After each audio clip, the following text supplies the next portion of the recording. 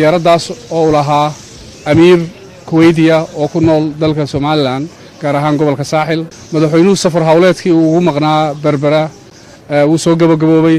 safarkaas oo ahaa safar mashaariic waaweyn oo qarankani uu fulinayo ku aadanaa oo ay ugu horeysay arrintii DP World sida officialka loogu wareejinayay maamulka iyo balaarinta iyo casriyeynta dekedda Berbera.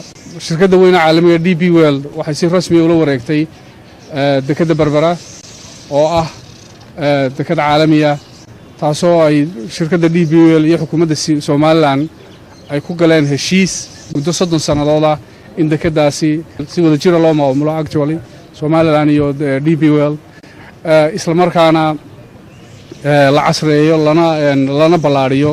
mashruucaasi si fiican buu u hirgalay.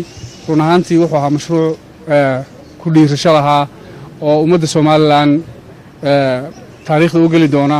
mashruucani waa mashruuc guud ahaanba mandaqada geeska Afrika u leh muhiimad dhaqaale iyo mid istiraatiijiyadeedba sababtoo marsada Berberi waxa ugu jirta qorshaha inay noqoto meel kulmisa ganacsiga caalamka.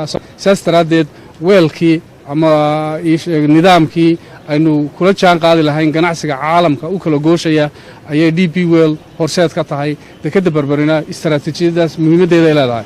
DP World waxay ku tala jirtaa inay dawladda Somaliland kala shaqeyso sidii loo casreeyn lahaa loona ballaarin lahaa korna loogu qaadan lahaa horumarka dhaqaale ee geeska Afrika gaar ahaan mandaqadan oo ay qarankeena Somaliland ugu horeeyo. qaranka Somaliland wuxuu cadeeyay inuu yahay qaran isku kalsoon oo ay adduunyada u qaaraamayn oo aynaan gacanta hoorsanin laakiinse khayraadka dabiiciga iyo istiraatiijiyada Ilaahayna siiyay inaynu ka faa'iideysanayno.